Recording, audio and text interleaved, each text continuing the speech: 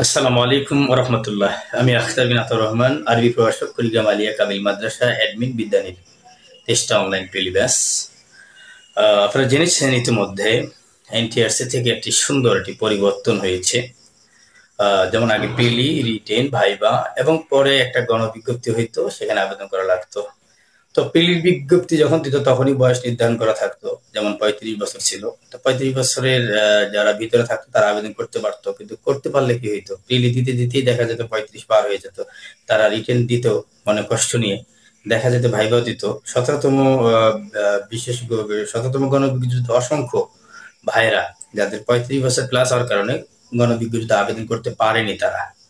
তাহলে দেখেন, একটা প্রিলি, রিটেন, ভাইভা সব দেওয়ার পরেও, একটা সার্টিফিকেট বৈধ পাওয়ার পরেও তারা গণবিজ্ঞপ্তিতে আবেদনের জন্য অবৈধ হয়ে যায়, বা তারা যোগ্য প্রার্থী বলে বিবেচিত হয় না। এটা অনেক বড় দুঃখজনক এবং কষ্টজনক। তো সেই দুঃখ এবং কষ্টের জায়গা থেকে এনটিআরসি খুব সুন্দর একটি সিদ্ধান্ত তারা উপনীত হয়েছে যে না, প্রিলিতে যদি কেউ আবেদন করে আর সেখানে যদি নির্ধারিত যে বয়সটা দেওয়া থাকবে 35, যদি এটা দেয়া থাকে, আর এই 35-এর ভিতরে যাদের বয়স থাকবে তারা যদি আবেদন করে ফেলে, তাহলে এবার প্রিলি হবে, রিটেন হবে, ভাইভা হবে, গণবিজ্ঞপ্তি হবে, বা মামলাজনিত কোনো কারণেও যদি 10-15 বছর দেরি হয়ে যায়, তবুও যেহেতু 35 বছরের ভিতরেই আবেদন করতে পেরেছে প্রিলিতে, সে প্রার্থী যোগ্য বিবেচিত হিসেবে আপনার গণবিজ্ঞপ্তিতে আবেদন করতে পারবে। এতে কোনো সমস্যা নাই।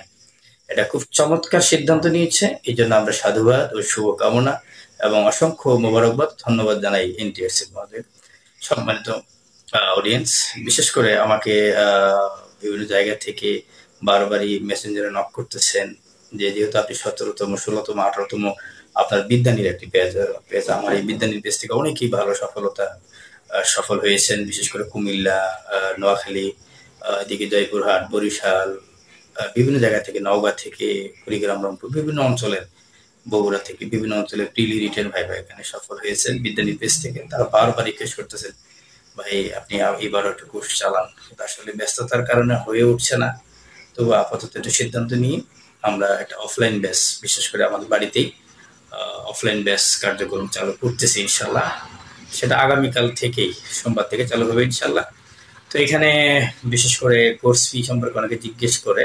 এখানে কোর্স ফি বলতে কিছু নাই, শুধুমাত্র ফর্মটা আছে, ফর্মটা পূরণ করতে একটু শুধুমাত্র 100 টাকা, আর শুধুমাত্র সার্ভিস চার্জ মাসিক 500 টাকা।